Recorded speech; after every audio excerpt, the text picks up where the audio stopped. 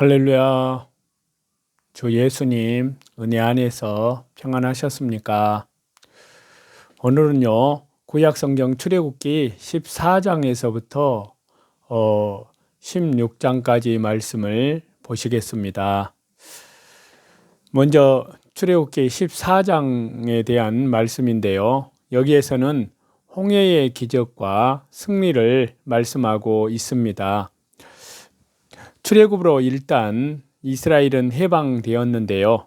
그러나 그들이 아직 완전히 약속의 땅에 다다른 것은 아니었습니다. 그리하여 여기 출애굽기 14장에서 200만이라는 노예 인력을 재확보하려는 바로 왕의 추격이 숨가쁘게 조여오게 됩니다.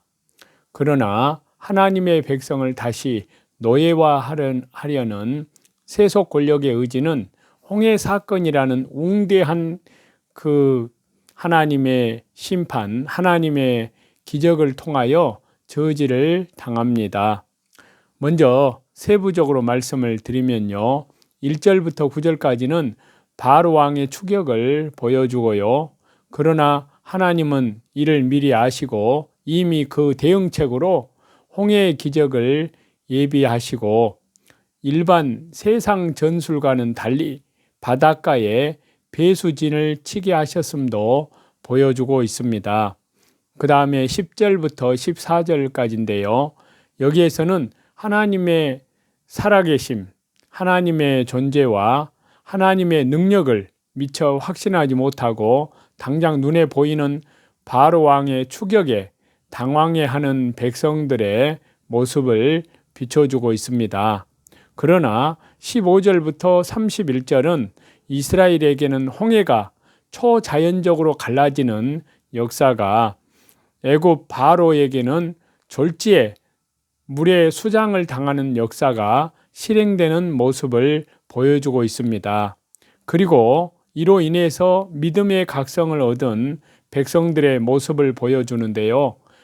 각 개인의 성도의 입장에서 보자면요, 이 출애굽 사건은 단회적, 이례적 사건인 중생을, 거듭남을 의미한다고 할 수 있고요. 그리고 광야 40년 생활은 한번 거듭난, 구원을 받은 중생한 성도라도 육신을 입고 이 땅에 사는 동안 죽는 날까지 걸어야 할 성화 구원의 전 과정을 의미한다고 하겠습니다. 자, 이렇게 볼 때요, 여기 출애굽기 14장의 사건은 사탄이 일단은 중생한 성도에게 끊임없이 가하는 시련과 그에 대한 하나님의 놀라운 보호를 보여준다 하겠습니다. 다음은 출애굽기 15장에 대한 말씀인데요. 여기에서는 홍해의 기적에 대한 감사의 노래와 마라의 쓴 물을 말씀하고 있습니다. 자, 출애굽기 14장의 홍해 대사건을 감사하는 노래를 부르며 찬양하는 승리의 축제에 대한 말씀이 전반부에 펼쳐지고요.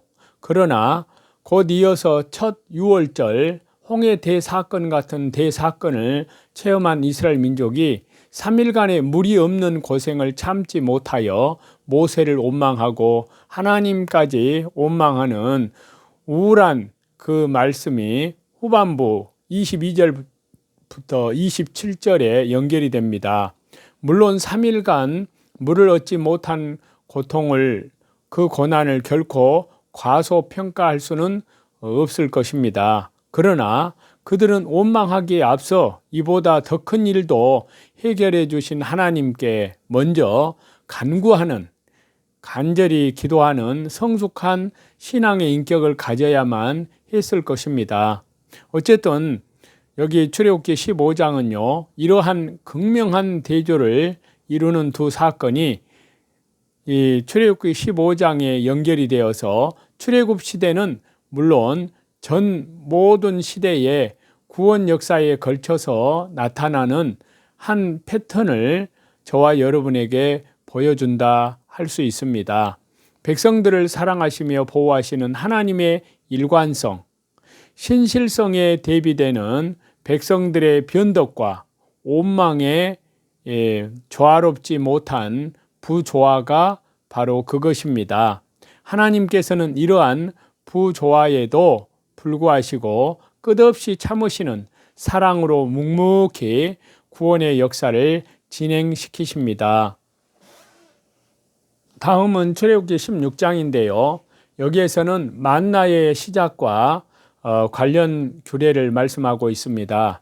자, 출애굽 이후에 만 한 달 만에 즉 출애굽의 1년 2월 15일에 시작해서 출애굽의 41년 1월 17일까지 계속된 만나의 시작과 그에 대한 규례를 다루는 그러한 말씀인데요.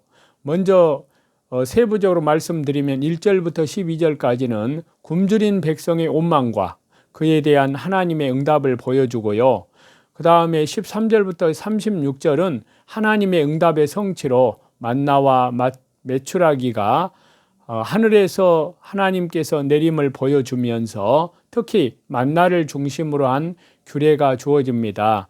백성들의 배고픈 고통과 온망을 들으시고 그에 대한 해결책을 주시는 하나님의 모습에서 출애굽은 물론 모든 시대의 구원 역사를 진행시키는 하나님은 우리의 필요를 다 아시고 채워주시는 분이심을 저와 여러분에게 깨닫게 해 주십니다. 한편으로 육신적 떡인 만나는 결국 영원한 떡이신 주 예수님 그리스도를 예표합니다.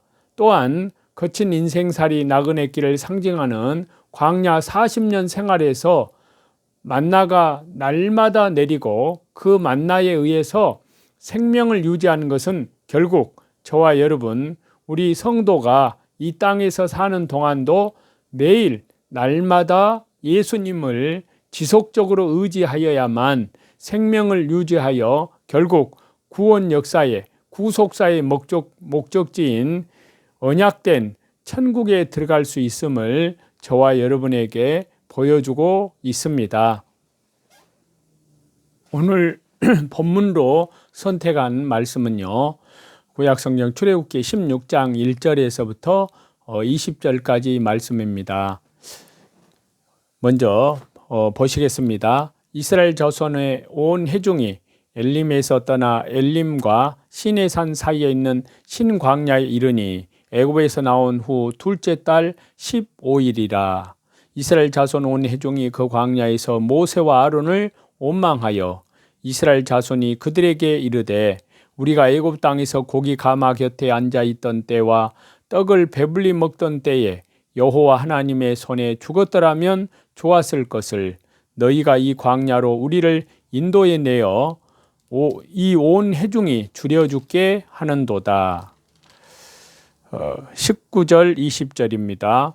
모세가 그들에게 이르기를 아무든지 아침까지 그것을 남겨두지 말라 하였으나 그들이 모세에게 순종하지 아니하고 더러는 아침까지 두었더니 벌레가 생기고 냄새가 난지라 모세가 그들에게 노하니라. 여기 말씀은 온망과 불순종에 대한 말씀을 하고 있는데요. 자, 이스라엘 백성들이 대부분 광야에서 죽고 가나안 땅에 들어가지 못한 것은요, 그들이 온망과 불순종의 죄를 지었기 때문인데요. 그들은 탐욕으로 인해서 하나님을 향해 온망하다가 진노의 심판을 당했던 것입니다. 또한 그들은 항상 음식을 주시겠다는 하나님의 약속을 믿지 않았기 때문에 음식을 아침까지 남겨두고 또 안식일에도 음식을 거두려는 잘못을 범했습니다. 이러한 이스라엘의 범죄는 연약한 성도의 일면을 보여주고 있는데요. 하나님은 저와 여러분 우리에게 구원의 축복을 주셨음에도 불구하고 그 감격이 채 가시기도 전에 원망하고 불평하며 하나님의 말씀을 거역하고 있습니다. 저와 여러분, 우리는 본문의 이 말씀을 통해서 이스라엘의 범죄를 기억하면서 이러한 죄를 답습하지 않도록 오직 아버지 말씀에 절대 순종해야 될 줄로 믿습니다. 자, 첫 번째 원망의 삶이고요. 두 번째는 불순종의 삶입니다. 세 번째는 이러한 삶에서 감사와 순종의 삶으로 나아가는 저와 여러분이 다 되시기를 간절히 바랍니다. 먼저 원망의 삶을 살았던 이스라엘 백성들을 말씀을 통해서 살펴보면서 저와 여러분이 하나님 말씀으로 오직 우리의 근신하는 신앙이 되기를 간절히 원합니다. 자, 이스라엘 백성들은 하나님의 초자연적인 권능으로 이루어진 10가지 재앙으로 인해서 출애굽할 수 있었는데요. 또 그들은 홍해의 기적, 불과 구름 기둥의 기적들을 통해서 하나님께서 그들과 함께 하시고 그들을 친히 인도하신다는 사실을 목격을 했습니다. 그러나 그들은 출애굽한 지 한 달도 못 되어 원망을 늘어놓기 시작했습니다.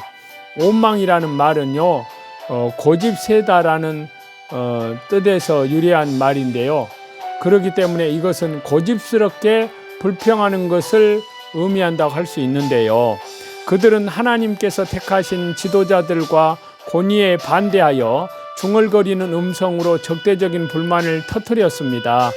이들에게 불평의 이유가 없었던 것은 아닙니다. 그러나 그들은 궁극적으로 하나님을 의심하고 하나님의 정의와 자비하심 그리고 그 능력을 비방한 죄를 지었습니다. 성도는 범사에 감사해야 하고요. 왜냐하면요, 이것이 하나님의 뜻이기 때문인데요. 그렇기 때문에 저와 여러분, 우리가 감사하지 못하고 원망하는 것은 곧 하나님의 선하신 뜻을 비방한 죄를 짓는 것입니다. 두 번째로 불순종의 삶을 살았는데요. 자, 모세와 아론에 대한 원망이 곧 하나님을 향한 원망이듯이 모세의 말을 청종치 아니한 것은 하나님께 불순종한 것입니다. 왜냐하면요, 모세의 권위는 하나님에게서 나온 것이기 때문인데요. 여기에서 청종하다에 해당하는 의미는 듣다, 경청하다인데요.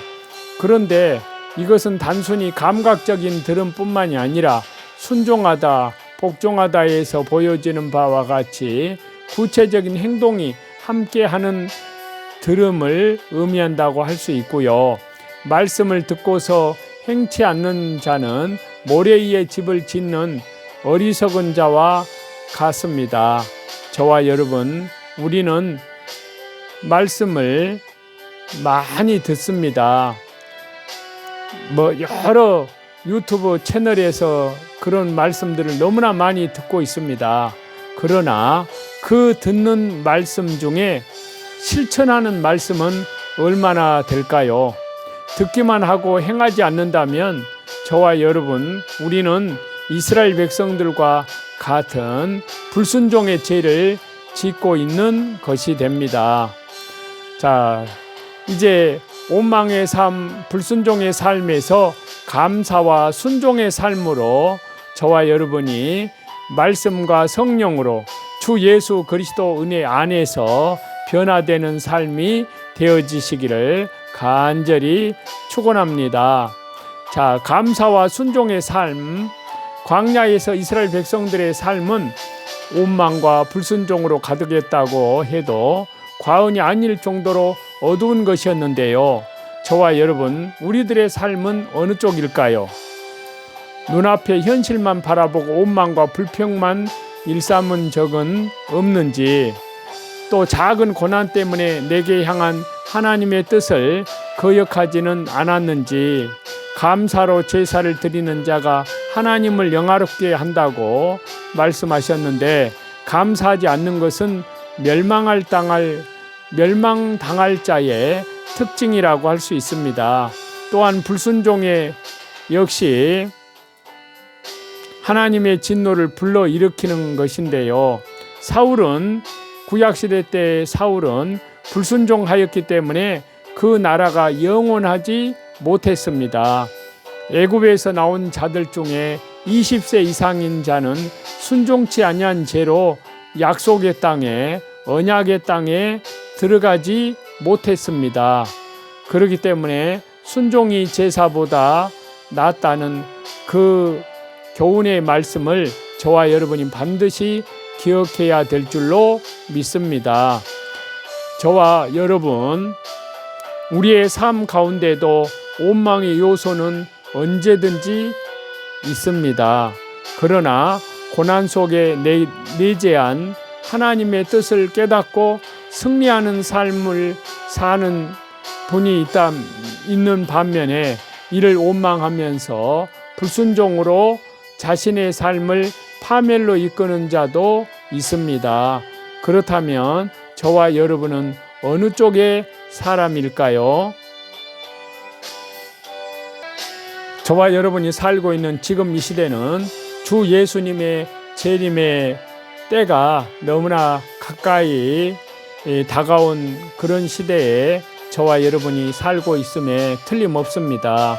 그래서 오늘도 말씀과 기도로 또 찬양으로 또 전도로 모든 삶 가운데 삶의 현장에서, 가정에서, 직장에서, 일터에서, 사업의 현장에서 저와 여러분 하나님의 얼굴이라는 것을 기억하고 이뤄진 영혼들에게 우리 주 예수 그리스도의 생명의 복음을 전파하시는 저와 여러분이 다 되시기를 우리 주 예수 그리스도 이름으로 간절히 축원합니다.